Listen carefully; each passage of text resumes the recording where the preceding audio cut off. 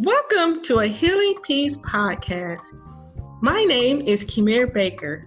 I am an overcomer, writer, speaker, and God enthusiast. I am fueled by helping women achieve their emotional healing so that they can live the abundant life God has for them. In this podcast series, we provide faith-based inspiration to mend from emotional hurt, along with tools and tips for emotional wellness. In your journey, as you apply these tools and tips, you will begin to live the transformed life that you always desired. In fact, you will possess a new you. Nice to have you back. Have you been enjoying our segment about being rooted in our self-worth? Well, you know how we do. We take time to go over that wonderful information shared in our interview. This is our tools and tips show. Before I move forward, I want to correct a statement that I made during podcast number 83, A New You, episode 45, Securing Our Self-Worth. It was the episode that kicked off this segment. I don't know if you remember, but in that episode, I explained how the disciples wanted to call down fire because the Samaritans did not know that Jesus was the Son of God. Instead of treating Jesus with authority and fulfilling his wishes by providing housing, they rejected him. And in my sharing, I emphasized how Jesus also knew what it meant and felt like to not be received. And so many times we experience this similarly in our own lives when we're dealing with our own worth. People just don't see our value. They don't see our worth. And sometimes when they're not seeing it, it's easy to be or feel rejected by them. Nevertheless, I've given you so much information. In my enthusiasm, I provided emphasis that the Samaritans did not know the true identity of Jesus. We talked about him being a healer, a miracle worker, being able to be touched by sinners, but still embracing them and loving them. All the great things that Jesus exudes in his personality and his spirit, that you walked near Jesus, you touched him, and you got some good that day. And I shared that. I talked about it. I would say, though, that this statement is not completely accurate.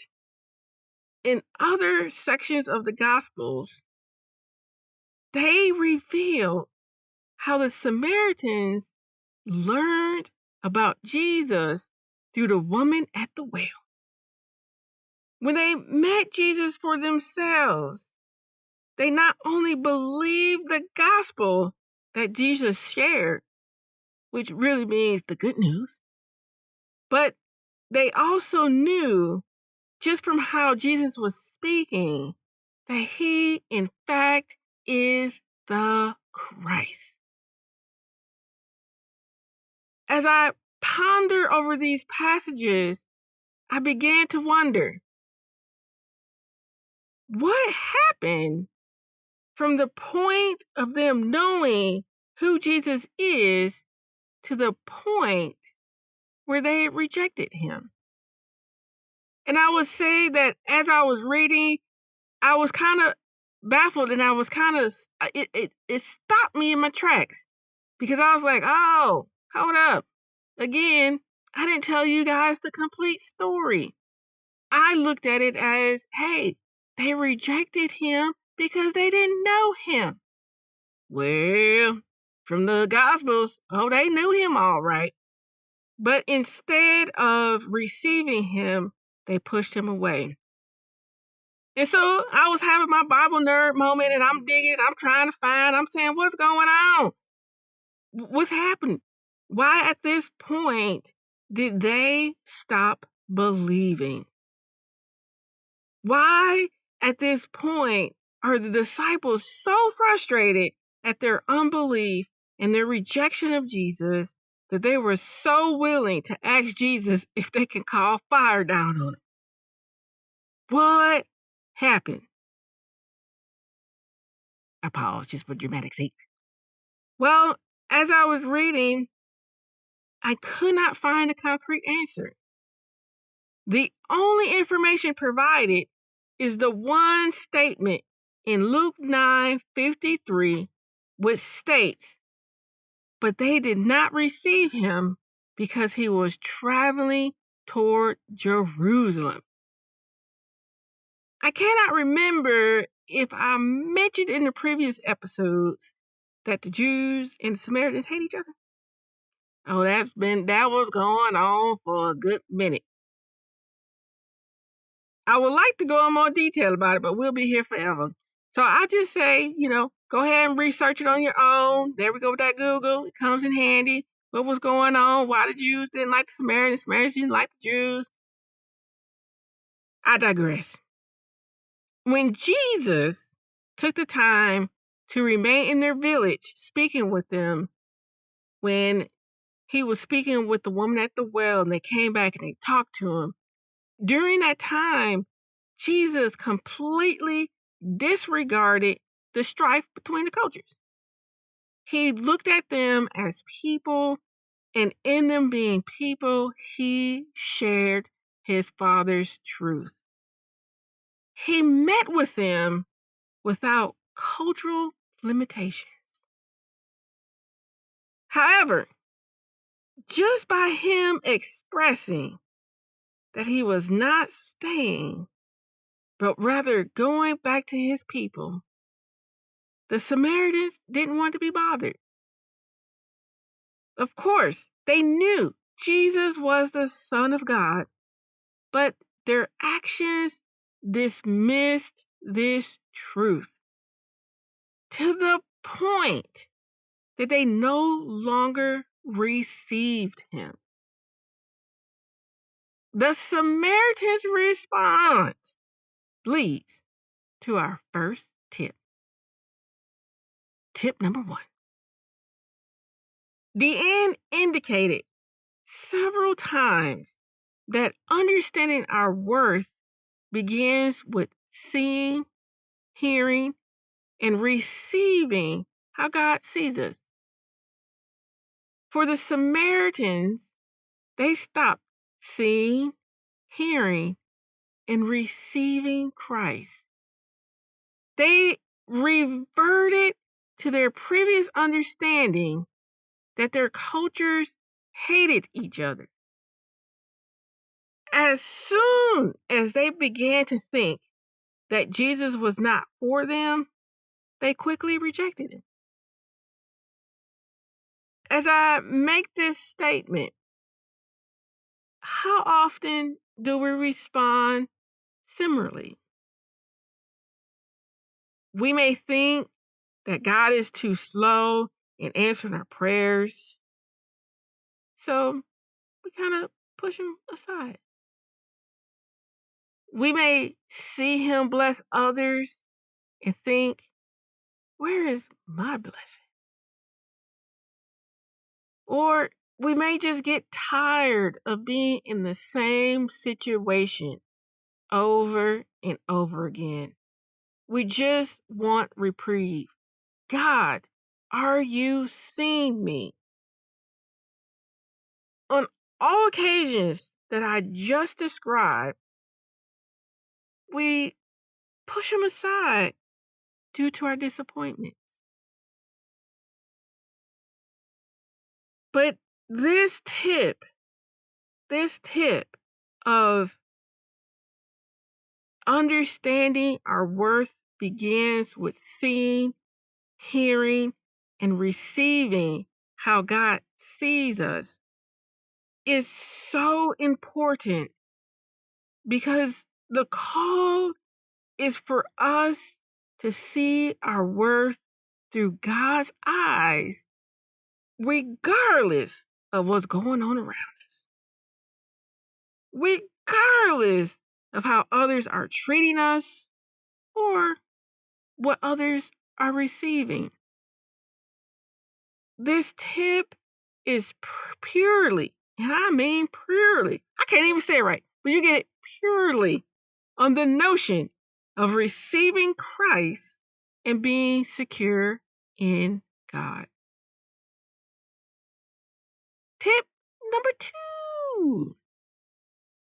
Deanne added to the notion of believing and receiving to address our inner critical voice.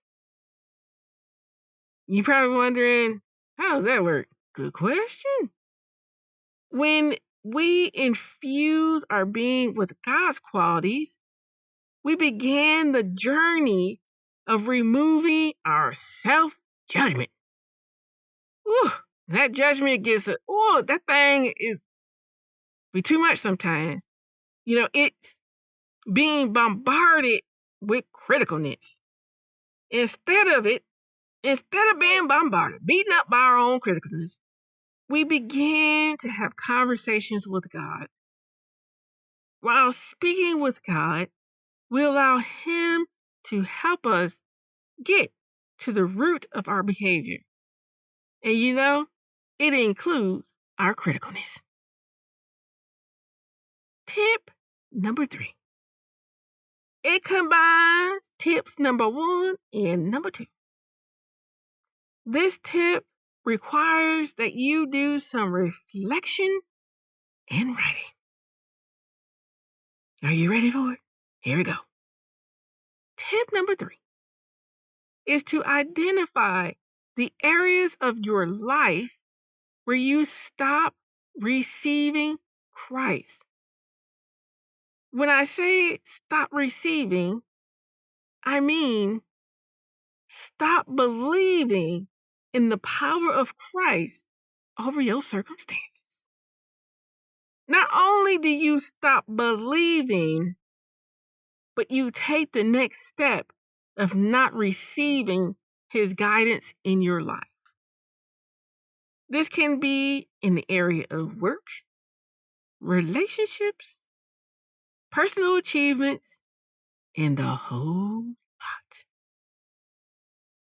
And sometimes doing this reflective work, it can kind of sting a little bit, but keep at it. There's a purpose, which leads me into tip number 4.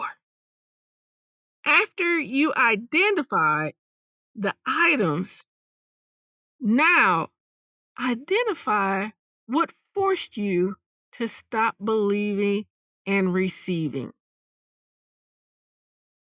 For the Samaritans,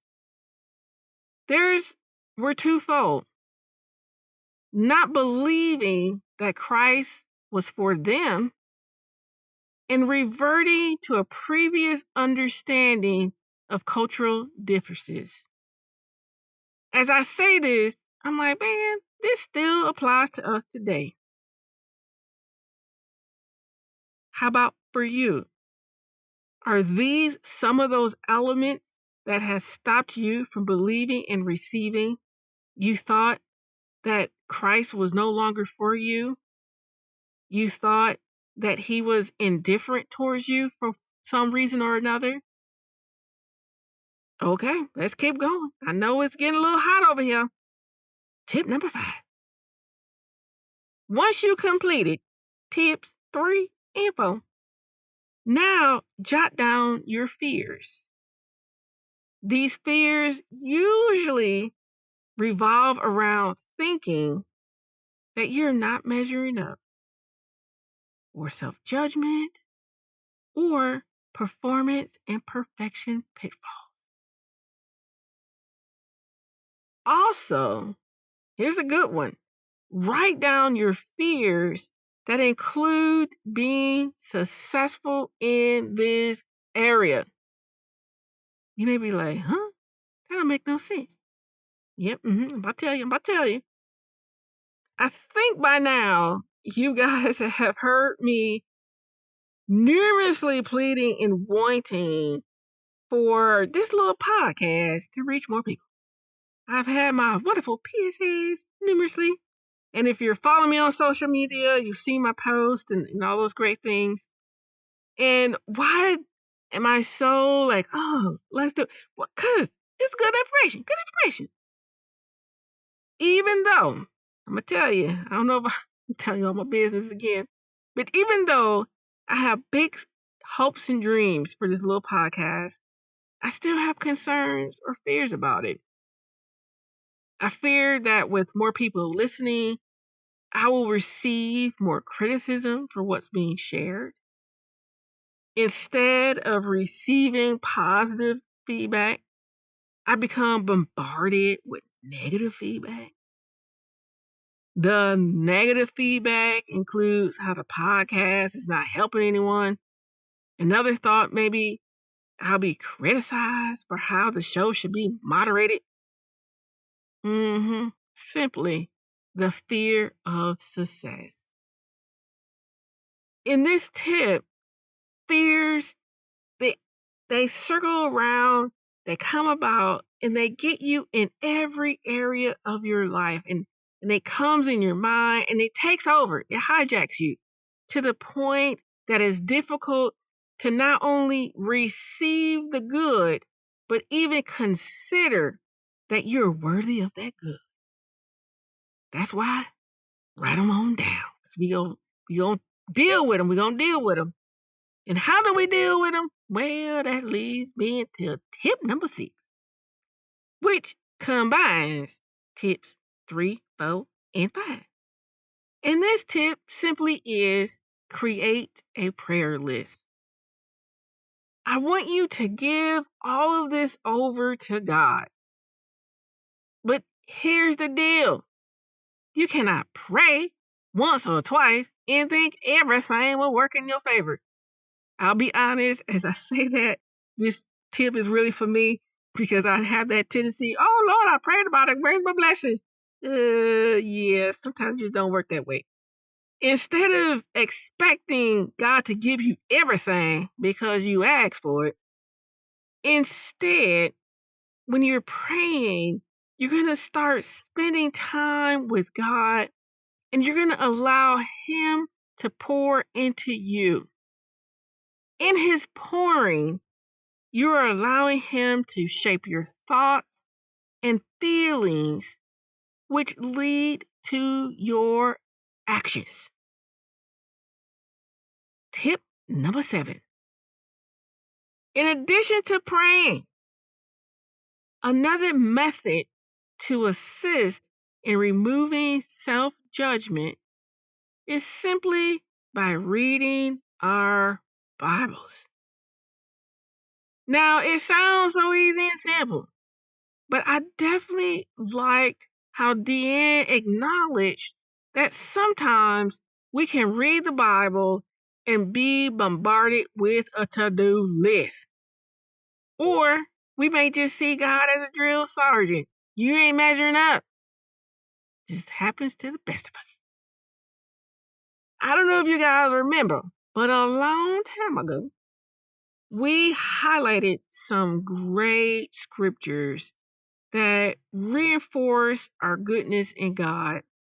I strongly encourage that you go back and listen to podcast number 46, A New You, episode 10, I Believe What the Bible Says About Me, as well as podcast number 53, A New You, episode 17, I Will Meditate. Both of these episodes are great episodes because they talk about the goodness of God and who we are in Him, and not this pointing of the finger, you're a bad person, but rather that God is on our side. And that's what I want you to be fueled with, that He is with you, that He loves you, He thinks you're incredible, and He wants to be with you, and He wants to have a relationship with you. Oh, great things. Go back, take a listen, because I don't want that critical voice to keep you from being infused with something that's so much positive than what we see on TV, than what we read in the news, what we watch on the news, what we're Googling. I want you to be able to see that you have more that's been promised to you that goes beyond what we are seeing right now in this crazy time. Okay, I'll just keep talking. Tip number 9. We have spoken about this tip numerously on the show. That is finding safe people and building a support team with them. Yes, we do need other people in our lives. And Deanne, she reiterated this as she was speaking. She stated, what are these safe people? What do they look like? These safe people are those who listen. They do not judge or condemn you. They do not place expectations or standards upon you. They support you and pray with you. In the end, she added an important criterion. Safe people should also assist with unraveling your thought process. Yeah, we get stuck. Sometimes we do just need just a little help to obtain a new perspective and challenge our way of thinking. Since we do not want our minds to be a terrible thing to waste, we must also err on the caution side of whom we allow in our lives to help challenge our perspective. On certain occasions, our best friends are just not equipped. In these moments, it's okay to find more help, which may include professional help. We've talked about that numerously. It's okay. Ladies, we about to go ahead and hit tip number 10. All right, I'll be honest. It's actually not a tip, but it was something that Dan shared that I really enjoyed. I'm kind of paraphrasing. I think she said it in about 3 or 4 minutes. I'm about to try and do it in one, so bear with me. But she stated that, and I want to remind you of this as well, that being that the sweetness of our dad, the sweetness of God, she stated that the creator of the universe placed his attributes in us. Our worthiness rests on his goodness and his awesomeness.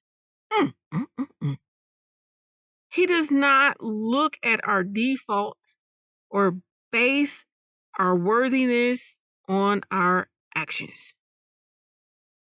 Instead, he looks at us as being his creation and leaps for joy over us. Ladies, embrace that. So many times, again, because we look at God as this drill sergeant, we don't see the goodness that he is pouring within us. We may be surrounded by difficulties, and that too may make it difficult to see that he is in the pouring out of his goodness and his awesomeness in us. And within that, that's where our worthiness comes. All right, ladies, you've made it through all 10 tips. You done heard me talk. And these tips, these tools, they're here to help us to remain secure and rooted in our self-worth. And I know so many times I would like to give you some cliches so I can sound cool. But at the end of the day, and even in my own journey, I've learned that I can't do this without him. And so it comes out a lot in the podcast because He overflows within my spirit, and he lets me know that I'm here. And in that, I definitely try to share what he's been teaching me and the things that I've been growing in, and also the things that I've wrestled with. And I'm constantly wrestling with my worth. I'm constantly wrestling with my own value. And these are the things that I have to go back to, because it's so easy to be blindsided by what's going on around me, by that inner voice just haunting me, telling me all these crazy things. And sometimes I just gotta just sit myself on down, meditate in him, and be refueled with his goodness versus that voice that's nagging at me. So, ladies, I want you to see and hopefully know that you are worthy. No matter what is going on around you, no matter what someone tells you, you are worthy. And I also hope that you see, and please be cautious of not placing your worth in things that do not validate you long term and do not fulfill you long term. And how can you do the opposite? By allowing God to continually validate you. He will send people at the right time to give you a good compliment. He will let you know some kind of way that you're on the right path, because he knows that you need it, and he's overflowing within you with his goodness. All right, because I can just keep talking. I feel it coming. I'm trying to slow it on down so you ain't here for 50 minutes. But come back next week. We have a great new segment. It's gonna be on and popping. I'm not gonna tell you specifics. I just want you to come back and be surprised and encouraged and uplifted. See you next week.